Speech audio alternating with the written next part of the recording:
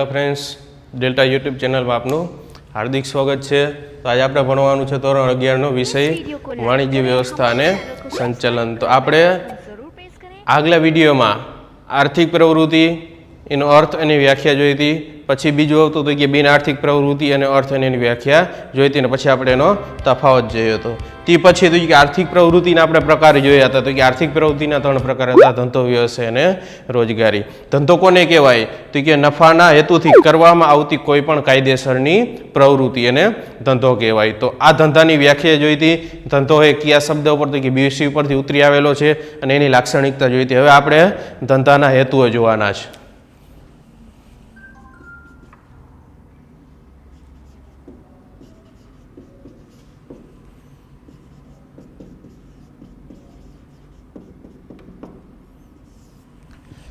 આપણે ધંધાના હેતુઓ જોવાના છે। તો કે ધંધાના મુખ્ય બે હેતુ છે, એક આર્થિક હેતુ અને બીજો સામાજિક હેતુ। પહેલા તો કે ધંધો હે બરોબર, પ્રાથમિક હેતુ તો કે નફાનો હે। કોઈ પણ આપણે જે ધંધો કરશું તો આપણે પહેલા મગજમાં વિચાર આવશે શેને લગતો, તો કે નફાને લગતો। એટલે કે ધંધાનો પ્રાથમિક હેતુ નફાનો હોવા છતાં ગ્રાહકોમાં આવેલી જાગૃતિ, રાજ્યના નિયંત્રણો અને બદલાતી પરિસ્થિતિના કારણે ધંધાના એક કરતાં વધુ હેતુઓ સ્વીકારવામાં આવ્યા છે, એટલે કે નક્કી કરવામાં આવ્યા છે। કારણ કે અત્યારનો જે ગ્રાહક છે પેલા જેવો ગ્રાહક નથી, કારણ કે જાગૃત ગ્રાહક છે। ઘણી બધી જે તમે વસ્તુની ખરીદી કરો તો ઘણી બધી એની એડવર્ટાઈઝ, એની ઘણી બધી જાહેરાત બરોબર એ કઈ કંપનીની છે, એ કંપનીની છે તો એ કંપનીનો માર્કો જોઈને ઘણું બધું બરોબર છે ગ્રાહકોને સમજાવવામાં આવે, કહેવામાં આવે। એટલે માટે અત્યારનો ગ્રાહક કેવો થઈ ગયો હતો કે જાગૃત ગ્રાહક થઈ ગયો હોય। જો કોઈ વેપારી ગ્રાહકને છેતરશે તો એના રક્ષણ માટે ગ્રાહક સુરક્ષા કેન્દ્ર ચલાવવામાં આવે છે। હજી કોઈ પણ માલ બરોબર ડુપ્લિકેટ કે ભેળસેળવાળો છે તો તરત તમે જઈને એની ફરિયાદ કરી અને યોગ્ય ઉકેલ લાવી શકો। પછી બીજું તો કે રાજ્યના નિયંત્રણો। આપણા રાજ્ય સરકારે પણ ઘણા બધા કાયદા ઘડ્યા છે કે જો કોઈ વ્યક્તિ બરોબર એ નકલી કે ડુપ્લિકેટ માલ વેચશે તો આ પ્રકારની સજા કે દંડ કે ગુનો લાગુ પડશે। બીજું ભેળસેળવાળી વસ્તુ છે। ત્રીજું બરોબર જે તારીખ છે, તારીખ પૂરી થઈ ગયા પછી વસ્તુ વેચશે તો એને લગતી પછી ઘણી બધી ખાદ્ય છે બરોબર, ખાદ્ય સામગ્રી છે કે જે કોઈ વાસી ખાદ્ય સામગ્રી વેચશે તો એને લગતી આ પ્રકારની દંડ, આ પ્રકારનું બરોબર એ સજા એ બધી કરવામાં આવશે। ને બદલાતી પરિસ્થિતિ અને અત્યારે દિન પ્રતિદિન નવી ટેકનોલોજી, નવા નવા યંત્ર સાધન સામગ્રી, ઘણી બધી પરિસ્થિતિ આખી પહેલાંથી આખી જુદી થઈ ગઈ છે। અને બજારમાં તો કે વસ્તુનું ઉત્પાદન કરતા એક કરતી ઘણી બધી કંપની છે, વસ્તુ એક છે અને ઉત્પાદન કરતી ઘણી બધી કંપની છે। એટલે માટે અત્યારે એક કરતાં વધુ હેતુઓ નક્કી કરવામાં આવ્યા છે। એમાં મુખ્ય આપણે બે હેતુ ભણશું, એક આર્થિક હેતુ અને સામાજિક હેતુ। કયા હેતુ આપણે ભણશું? મુખ્ય હેતુ કે આર્થિક હેતુ અને સામાજિક હેતુ। આપણે એમાં પહેલા આર્થિક હેતુ ભણશું।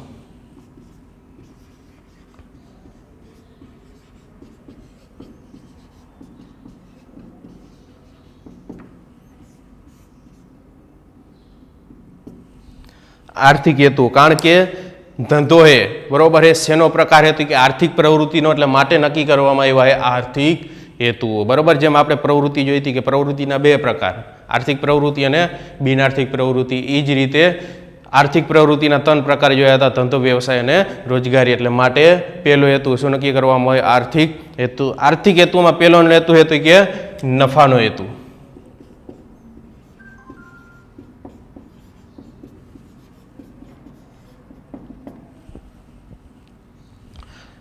આર્થિક હેતુમાં પહેલો હેતુ એ શેનો હેતુ કે નફાનો હેતુ। ધંધો એ આર્થિક પ્રવૃત્તિ હોવાથી ધંધામાં રોકાયેલ મૂડી ઉપર વ્યાજબી વળતર મળી રહેવું જોઈએ। વળતર એટલે કે નફો, જે આપણે ધંધામાં જે આપણે મૂડી રોકી મૂડીનું આપણે યોગ્ય વળતર મળવું જોઈએ। એટલે કે જેટલા આપણે રૂપિયા રોક્યા રૂપિયાનું આપણે વળતર એટલે કે નફો મળવો જોઈએ, ખોટ કે નુકસાન થવી જોઈએ નહીં। આ વળતર એટલે નફો। આ વર્તન આપણે શું નામ આપવામાં આવી? નફો। એટલે કે ધંધામાં આપણે જેટલા રૂપિયા રોક્યા એ રૂપિયામાં આપણે જ્યારે વધારો થઈને મળવા જોઈએ તો આ વધારાને આપણે શું નામ આપી? નફો કહીએ છીએ। ધંધાના માત્ર અસ્તિત્વ માટે જ નહીં પરંતુ ધંધાના વિકાસ માટે નફો કમાવો ફરજિયાત છે। એટલે કે ધંધાને આપણે સતત ચલાવવો છે એવું જ નહીં, પણ ધંધાનો આપણે વિકાસ કરવો હોય તો પણ આપણે નફો એ ફરજિયાત કરવો પડશે। જો આપણે નફો નહીં કરી તો ધંધાનો વિકાસ થશે નહીં, ધંધો અટકી જશે અને એક સમય એવો આવશે કે આપણે તમારા ધંધાને શું કરવો જોશે? તો કે બંધ કરી દેવો જોશે। એટલે કે ધંધાને સતત ચાલુ રાખવો તો છે જ, પણ જો તમારે ધંધાનો વિકાસ કરવો હોય તો પણ તમારે નફો ફરજિયાત કમાવો પડશે। નફો એ ધંધાનું પ્રેરક બળ, કાર્યક્ષમતાની પારાશીસી અને રક્ત સમાન છે। નફો હે ધંધાનું શું હે તો કે પ્રેરક બળ એટલે કે પ્રેરણા કોણ પૂરી પાડે છે તો કે નફો પૂરો પાડે છે. જો નફો વધારે થતો હોય છે તો તમારા ધંધાનો વિકાસ ઝડપથી થશે. પછી બીજું તો એ કે આ કાર્યક્ષમતાની પારાશીસી. કાર્યક્ષમતા એટલે કે કામ હરખું વ્યવસ્થિત અને સારી રીતે થશે જેથી તમારી ધંધાને શું મળશે? નફો મળશે. અને જીવન રક્ત એટલે કે જેમ તમારા શરીરમાં બરાબર કોઈ અંગને હલનચલન કરવા માટે જેમ લોહીની જરૂર પડે છે એમ ધંધાને સતત ચલાવવા માટે શેની જરૂર પડશે તો કે નફાની જરૂર પડશે. જો તમારે ધંધામાં નફો બંધ થઈ ગયો તો તમારો ધંધો શું થઈ ગયો? બંધ થઈ ગયો. એ જ રીતે તમારા શરીરમાં જો કોઈ લોહીનું પરિવહન બંધ થઈ ગયું તો તમારું જીવન શું થઈ ગયું? બંધ થઈ ગયું. અને આજે મહત્તમ નફાના સ્થાને બરાબર કયા નફાને આપણે સ્વીકાર્યો છે તો કે વ્યાજબી નફો. વ્યાજબી એટલે કે બહુ અતિ નફો નહીં અને વધારે નફો નહીં, મધ્યમ ગાળાનો નફો. જો વધારે નફો કરશો તો તમારી વસ્તુ ઓછી વેચાશે, ઓછો નફો કરશો તો નુકસાન જવાની વધારે સંભાવના એટલે કે જોખમ થવાની વધારે સંભાવના રહેશે. એટલે કે આજે મહત્તમ નફાના સ્થાને વ્યાજબી નફાનો ખ્યાલ સ્વીકારવામાં આવ્યો છે. વ્યાજબી નફો કમાવાને કારણે ધંધાકીય એકમ સમાજમાં સ્વીકૃતિ મેળવવા સાથે હરીફાઈમાં ટકી શકે છે. જો તમે હરીફાઈ અત્યારનો યુગ તો કે ધંધા માટે હરીફાઈનો યુગ છે. અત્યારના હરીફાઈના યુગમાં ટકી રહેવા માટે આપણે વ્યાજબી નફો લેવો જોશે. એટલે બહુ વધારે નહીં અને બહુ ઓછો પણ નહીં, મધ્યમ ગાળાનો નફો આપણે લેવો જોશે. તો વધારે નફો લઈશું તો આપણી વસ્તુ બજારમાં વેચાશે નહીં, આપણી હરીફ કંપનીની વસ્તુ બજારમાં વેચાશે જે આપણે હરીફાઈમાં ટકી શકશું ને. અને લાંબા ગાળે આપણે ધંધાને શું કરવો જોશે? બંધ કરવો જોશે. એટલે કે આપણો પહેલો હેતુ હતો નફાનો હેતુ. હવે આવે છે બીજો મહત્તમ સંપત્તિના સર્જનનો હેતુ.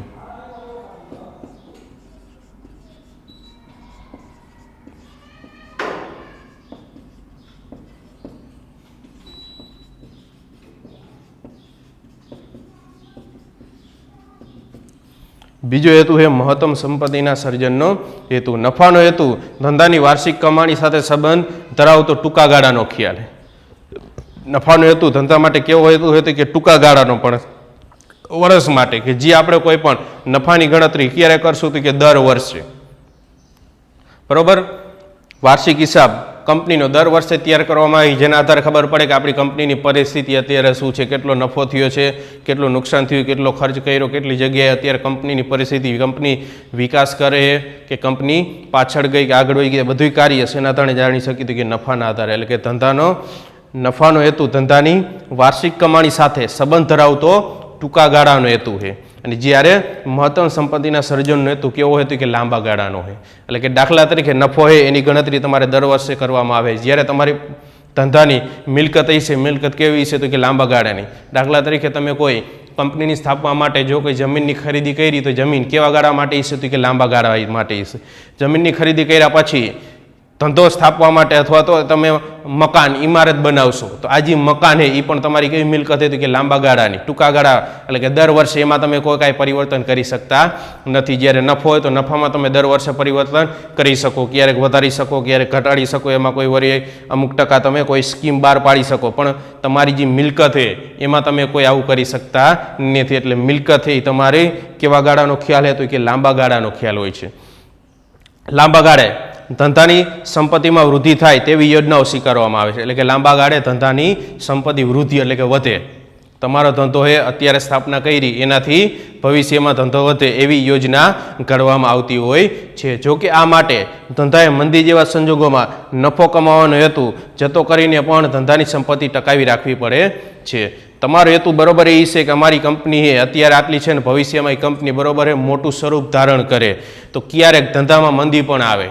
મંદી એટલે કે વસ્તુનું વેચાણ થતું, વસ્તુનું ઉત્પાદન થતું હોય પણ બજારમાં વેચાણ જાજુ થાય નહીં. તો એવા મંદીના સમયમાં આપણે નફાનો હેતુ જતો કરવો પડે. એટલે કે નફો નહીં કરવાનો, જે વસ્તુ આપણે જેટલા ભાવે પડતર થઈ એ જ ભાવે બજારમાં આપણે શું કરવાની? વેચી દેવાની, કે જેથી આપણે આપણી મિલકતને ટકાવી રાખી શકીએ. જો આપણે આ રીતે આવું ન કરી નફો આપણે મંદીમાં નફો કમાવાની આપણે આશા રાખી તો આપણે મંદીના સમયમાં અમુક આપણે મિલકત વેચી અને આપણે ખર્ચા ભરપાઈ કરવા પડે. એટલે કે મંદીના સમયમાં આપણે વસ્તુની કિંમત ફક્ત પડતર રહે તો એટલી ઓછી કિંમતે વસ્તુ વેચી દેવાની.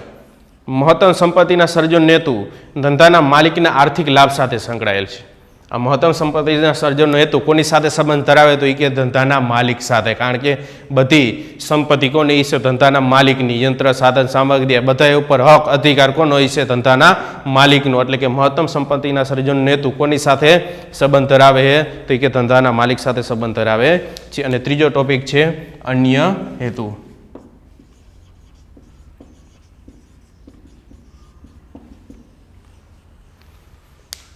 તો કે અન્ય હેતુમાં તો કે ધંધાની આર્થિક પ્રગતિ અને વિકાસ કરવો, બજારનો વિસ્તાર કરવો, ઉપલબ્ધ સાધનોનો શક્ય તેટલો શ્રેષ્ઠ ઉપયોગ કરવો, આધુનિક ટેકનોલોજી અપનાવ્યા વગેરે અન્ય હેતુ બરોબર આર્થિક હેતુઓમાં આવી શકે. કયા તો કે ધંધાની પ્રગતિ અને વિકાસ. ધંધો એટલે કે દિન પ્રતિદિન આગળ વધતો જાય અને આગળ વધવાની સાથે તમારા ધંધામાં પણ શું થતો જાય, વધારો થતો જાય, એટલે કે તમારા ધંધાનું કદ શું થાય, વધે. પછી શું કીધું હતું કે બજારનો વિસ્તાર એટલે કે અત્યારે જે વસ્તુ તમારી બજારમાં વેચાય એનાથી વધારે બજારમાં વેચાવી જોઈએ, એટલે એ રીતે બજારનો શું થવો જોઈએ, વિસ્તાર થવો જોઈએ. એટલે એક ગામમાં તમારી બજાર વસ્તુ વેચાતી હોય તો એ જ વસ્તુ બીજા ગામમાં વેચાય, ત્રીજા ગામમાં વેચાય, કોઈ મોટા શહેરમાં વેચાય, પછી એ શહેરમાંથી બીજા શહેરમાં, એ રીતે તમારા બજારનો શું થવો જોઈએ, વિસ્તાર થવો જોઈએ. અને ઉપલબ્ધ સાધનોનો શ્રેષ્ઠ ઉપયોગ થવો જોઈએ, એટલે કે ખર્ચ ઓછો થવો જોઈએ, બગાડ ઓછો થવો જોઈએ, નુકસાન અથવા તો ખર્ચ ઓછો થવો જોઈએ, એટલે એ સુધી સાધનોનો શ્રેષ્ઠ ઉપયોગ. અને આધુનિક ટેકનોલોજી અપનાવી જોઈએ, એટલે કે અત્યારના સમયની યંત્ર સાધન સામગ્રી અપનાવી જોઈએ. એટલે કે અત્યારનો સમય ટેકનોલોજીવાળો યુગ છે, એટલે ટેકનોલોજીના સમયમાં કેવા યંત્ર હશે તો કે ઓછા સમયમાં વધારે ઉત્પાદન આપે એવા યંત્ર સાધન સામગ્રી અપનાવવાની. આ હતા આર્થિક હેતુઓ બરાબર. ફરીથી એકવાર તો કે નફાનો હેતુ, ધંધાનો પ્રાથમિક હેતુ કોની સાથે સંકળાયેલો હોય તો કે નફા સાથે સંકળાયેલો છે. નફામાં હેતુ આપણે શું કરવાનો હોય તો કે પહેલાંની જેમ વધારે નફાની જગ્યાએ આપણે ક્યાં નફાનો ખ્યાલ સ્વીકાર્યો છે, વ્યાજબી નફાનો ખ્યાલ સ્વીકાર્યો છે. અને આ નફો છે બરાબર એ કેવા ગાળા માટે હશે તો કે ટૂંકા ગાળા માટે હશે. અને વ્યાજબી નફો કમાવાના કારણે જ ધંધો છે સમાજમાં વધારે માન સન્માન અને પ્રતિષ્ઠા મેળવે છે, જેથી આપણે હરીફાઈ સામે ટકી શકીએ છીએ. અને આ નફા દ્વારા જ આપણે ધંધાનું પ્રેરક બળ, એની પારાશીસી અને રક્ત સમાન છે. અને જે આપણે મૂડી રોકી એ આપણે વળતર મળવું જોઈએ તો વળતર એને શું કહેવામાં આવે છે તો કે નફો કહેવામાં આવે છે. બીજો પોઈન્ટ તો કે મહત્તમ સંપત્તિના સર્જનનું હેતુ. તો કે જે આ સંપત્તિના સર્જનનું હેતુ કેવા માટે હતું કે લાંબા ગાળા માટે, એટલે કે લાંબા ગાળા માટે ધંધાની જે કોઈ પણ મિલકત છે બરાબર એ બધામાં શું થવું જોઈએ કે વૃદ્ધિ થવી જોઈએ. અને મંદીના સમયમાં તો એ નફાનો હેતુ જતો કરી અને મિલકત આપણી વિશે ટકી રહે એનો ખ્યાલ આપણે અથવા તો એ પ્રકારની યોજના અમલમાં મૂકવી જોઈએ. અને મહત્તમ સંપત્તિના સર્જનનો હેતુ કોની સાથે સંકળાયેલો હોય તો કે ધંધાના માલિક સાથે સંબંધ ધરાવે છે. અને એ હેતુમાં તો કે આર્થિક પ્રગતિ અને ધંધાનો વિકાસ થવો જોઈએ, બજારનો વિસ્તાર થવો જોઈએ, આપણી પાસે સાધન છે એનો શ્રેષ્ઠ સારી રીતે ઉપયોગ થવો જોઈએ અને આધુનિક ટેકનોલોજી અપનાવી જોઈએ. તો આ હતા ધંધાના આર્થિક હેતુઓ. હવે આપણે જોવાના છે ધંધાના સામાજિક હેતુઓ.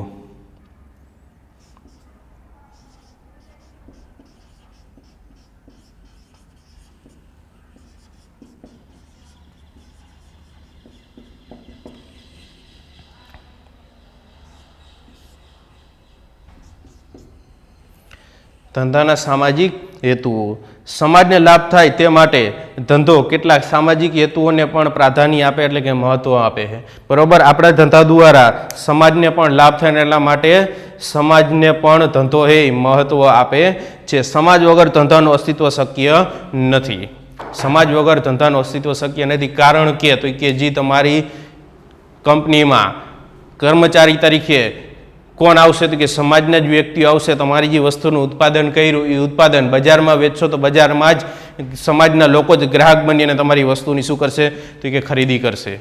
અને જે તમારી કંપની કે ધંધાનો માલિકી છે એ પણ કોની છે તો કે સમાજનો જ એક વ્યક્તિ છે. અને આ એના માટે અત્યારના સમયમાં આપણો સામાજિક હેતુ પણ સ્વીકારવામાં આવ્યો છે. સમાજ છે તો ધંધો છે, સમાજ છે તો જ તમારો ધંધો છે. સમાજ વગર તમારો ધંધો શક્ય નથી. એટલે કે તમે કંપની નાખીને બેઠા પણ કંપનીમાં કામ કરવા માટે કોઈ કર્મચારી અથવા તો કંપનીની વસ્તુનું વેચાણ કર્યું તો ખરીદવા માટે ગ્રાહકો જ નથી, તો તમારે આ ધંધો હોય કેવો હોય છે, આવ નકામો છે. એટલે કે સમાજ છે તો જ તમારો ધંધો છે, બાકી સમાજ વગર તમારો ધંધો નથી. આથી ધંધાના નફા ઉપરાંત હેતુઓનું મહત્વ પણ સ્વીકારવામાં આવ્યું છે. એટલે કે નફાના હેતુ સિવાય આપણે સામાજિક હેતુ પણ આપણે સ્વીકારવો પડે.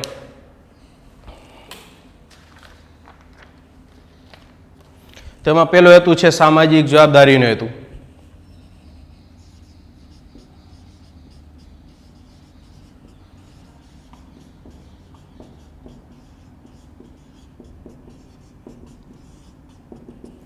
સામાજિક જવાબદારીનો હેતુ.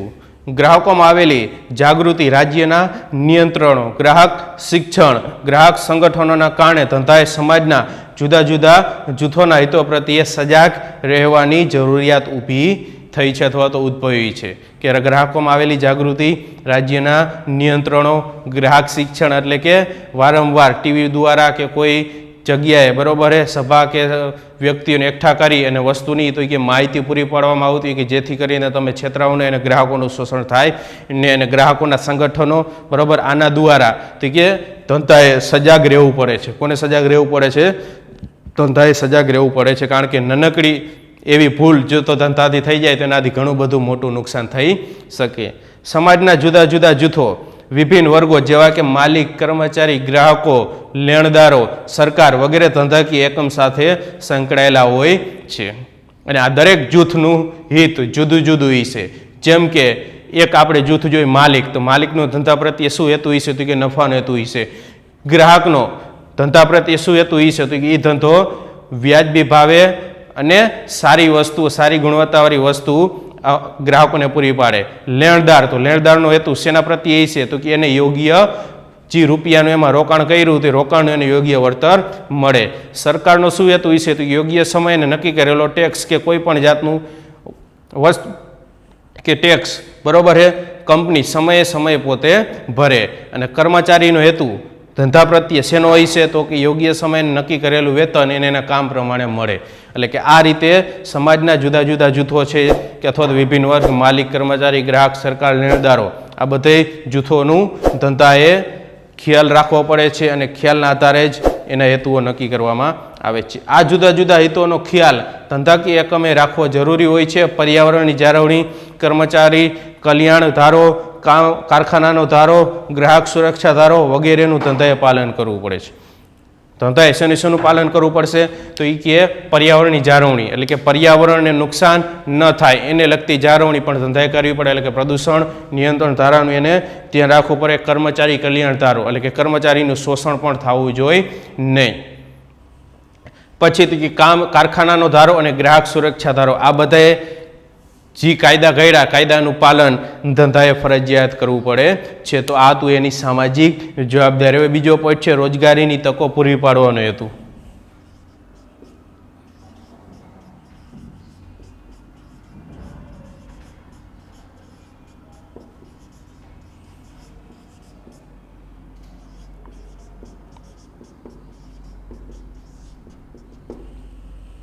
બીજો પોઈન્ટ છે રોજગારીની તક પૂરો પાડવાનો હેતુ. બેરોજગારીનું પ્રમાણ દિન પ્રતિદિન વધતું જાય છે. રોજગારીની નવી તકો ઊભી થાય તે હેતુથી કેટલાક ધંધાકીય એકમોની સ્થાપના કરવામાં આવે છે. અત્યારે ભારત જેવા દેશમાં બરોબર ગરીબીનું મુખ્ય કારણ તો કે બેરોજગારી, કે જે વસ્તી વધે, વસ્તી વધારાની સાથે રોજગારી વધતી નથી. એટલે રોજગારી વધે એના માટે તો કે ધંધાકીય એકમોની સ્થાપના કરવામાં આવશે. આ ધંધાકીય એકમોમાં કર્મચારી તરીકે કોણ જશે? તો કે સમાજના વ્યક્તિઓ પોતે જશે, જેથી પોતે એમાં કામ કરશે, કામ મળશે એટલે શેનો ઊભો થયો? કે રોજગારી મળી. રોજગારી મળી એનાથી એનું જીવન ધોરણ, આવક મળી એટલે જીવન ધોરણ સુધરશે, ઘણો બધો સુધારો આવશે અને જે સમાજની ખરાબ પ્રવૃત્તિ થતી છે એ બધી પ્રવૃત્તિ શું થશે? તો એ કે બંધ થશે. એટલે કે અત્યારે દિન પ્રતિદિન બેરોજગારીનું પ્રમાણ વધતું જાય છે. આ બેરોજગારીનું પ્રમાણ ઘટાડવા માટે આપણે ધંધાકીય એકમની સ્થાપના કરવી જોશે, જેથી રોજગારીની તકમાં વધારો થશે. દાખલા તરીકે ખાદી અને ગ્રામોદ્યોગ પંચ દ્વારા રોજગારીની તકો વધે તેવા ઉદ્યોગની સ્થાપના કરવામાં આવે છે.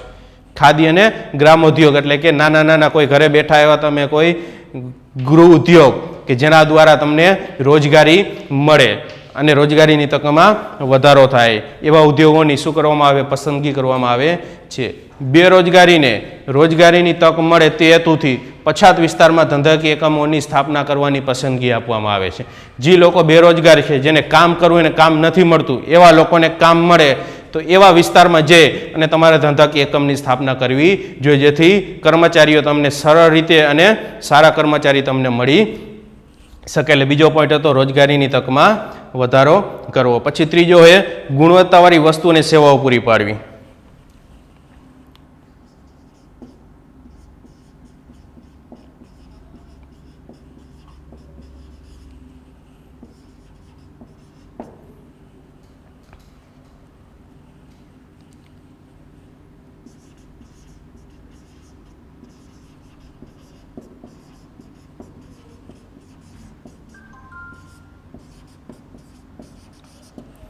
ગુણવત્તાવાળી વસ્તુ અને સેવા પૂરી પાડવી. ત્રીજો હેતુ છે સમાજના લોકોને તેમની જરૂરિયાત સંતોષી શકે અને સરળ રીતે ઉપલબ્ધ થાય તે રીતે ગુણવત્તાયુક્ત વસ્તુ અને સેવા પૂરી પાડવાનો હેતુ પણ સ્વીકારવામાં આવ્યો છે. જો તમારી ગુણવત્તા કોઈ પણ વસ્તુનું તમે વેચાણ કરો, જે તમે ભાવ લ્યો છે, ભાવ પ્રમાણે એમાં તમારા ગ્રાહકને સંતોષ ન મળ્યો તો એ વસ્તુનું બીજી વાર પોતે ખરીદી કરવાનો નથી, સાથે એ પણ ખરીદી નહીં કરે અને એના અન્ય જે સગા સંબંધી મિત્ર જે બધા છે એને પણ પોતે જાણ કરશે કે આ કંપનીની વસ્તુ છે એ તમે ખરીદી કરતા નહીં, કારણ કે ભાવ વધારે લઈએ એ પ્રમાણે આપણે એમાં કાંઈ કિસ્સે સંતોષ મળતો નથી. એટલે અત્યારના સમયમાં જે ધંધાકીય એકમે વસ્તુનું ઉત્પાદન આપણે કેવી રીતના કરવું જોશે તો કે સારી ગુણવત્તાવાળું કરવું પડશે અને યોગ્ય ભાવ પણ આપણે વ્યાજબી ભાવ પણ રાખવો પડશે. જો ગુણવત્તા નબળી છે, ભાવ ઊંચો છે અથવા તો ગુણવત્તા નબળી અને ભાવ વ્યાજબી છે તો પણ એ વસ્તુનું વેચાણ સમાજમાં થવાનું નથી.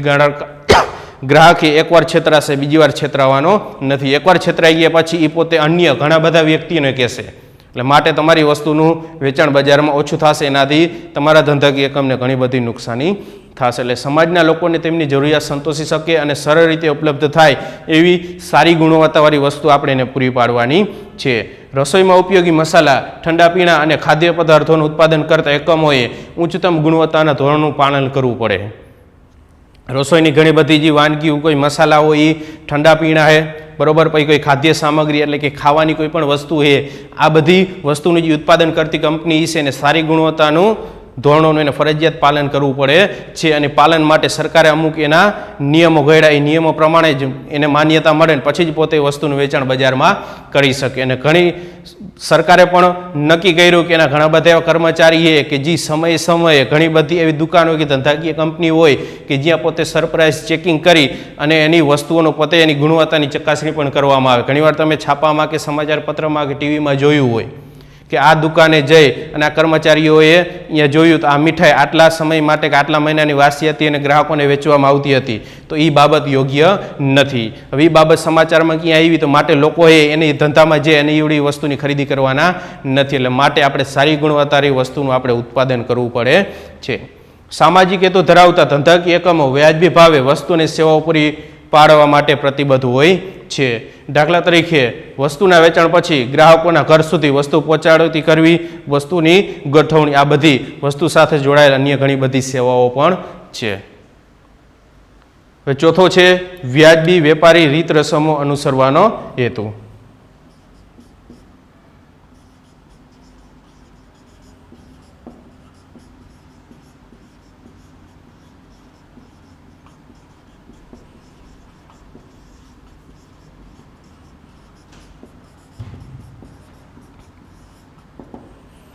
ચોથો પોઈન્ટ છે વ્યાજબી વેપારી રીત રસમો અનુસરવાનો હેતુ. વસ્તુના કાળા બજાર, વસ્તુનો સંગ્રહ કરવો, ગેરમાર્ગે દોરતી જાહેરાતો વગેરે ધંધા માટે અયોગ્ય રીત રસમો ગણવામાં આવે છે. વસ્તુના કાળા બજાર એટલે કે વસ્તુ જે બજાર ભાવે મળતી હોય એનાથી ઊંચા ભાવે વસ્તુ વેચવી અને વસ્તુનું બજારમાં કૃત્રિમ રીતે અછત સર્જવી, એટલે કે વસ્તુ બજારમાં હાજર છતાં પણ ગ્રાહકોને એમ કહ્યું કે વસ્તુ નથી અને વસ્તુની કિંમત બરોબર હે ઊંચો ભાવ લે અને વેચવી, તો એ ધંધા માટે અયોગ્ય બાબત છે, સારી બાબત નથી. બીજું તો કે વસ્તુનો સંગ્રહ, એટલે કે અત્યારે સમયમાં વસ્તુનો સંગ્રહ કરવાનો ને જ્યારે બજારમાં એની માંગ વધે ત્યારે એ સંગ્રહ કરેલી વસ્તુ બજારમાં વેચવાની, કારણ કે વધારે માંગી છે તો આપણે એને વધારે કિંમત મળશે, તો આ પણ બાબત ધંધા માટે કેવી છે અયોગ્ય, એટલે કે ક્યારેય સંગ્રહ કરવો જોઈએ નહીં. ગ્રાહકોને જોઈએ તો આપણે વસ્તુ પૂરી પાડવી જોઈએ. બીજું ગેરમાર્ગે દોરતી જાહેરાતો, કે આ વસ્તુની ખરીદી કરો તો તમને આ વસ્તુ સાથે મળશે, આ વસ્તુની ખરીદી કરશો તો આ વસ્તુ સાથે ફ્રી મળશે. ઘણી બધી એવી જાહેરાત આવતી છે, તો આવી જાહેરાતો પાછળ આપણે લોભાવવું જોઈએ કે લલચાવવું જોઈએ નહીં. ભલે ઊંચી કિંમતે પણ આપણે સારી વસ્તુની જ ખરીદી કે વેચાણ કરવું જોઈએ. ગેરમાર્ગે દોરતી જાહેરાત પણ આપવી જોઈએ ને. એટલે કે વસ્તુના કાળા બજાર, વસ્તુનો સંગ્રહ અને ગેરમાર્ગે દોરતી જાહેરાતો એ ધંધા માટે અયોગ્ય બાબત છે. જરૂરિયાતવાળી વસ્તુઓની કૃત્રિમ અછત ઊભી ન કરવી જોઈએ, એટલે કે જે જીવન જરૂરિયાતની વસ્તુ છે એ વસ્તુઓની કૃત્રિમ અછત ઊભી થવી જોઈએ નહીં. ગ્રાહકો અને સમાજના કલ્યાણ માટે ધંધાકીય એકમ વ્યાજબી વેપારી રીત રસમો અનુસરવી જોઈએ, એટલે કે ધંધાનું કલ્યાણ થાય અને સમાજનું પણ કલ્યાણ થાય એના માટે ધંધાએ તો એ કે સારી વેપારી રીત રસમો અનુસરવી જોઈએ. તો ત્રીજો પોઈન્ટ હતો વ્યાજબી રીત રસમો અનુસરવાનો, એટલે કે ધંધાએ કાળાબજારી કે સંગ્રહખોરી કે ગેરમાર્ગે દોરતી જાહેરાતો કરવી જોઈએ નહીં. હવે પાંચમું છે અન્ય હેતુ.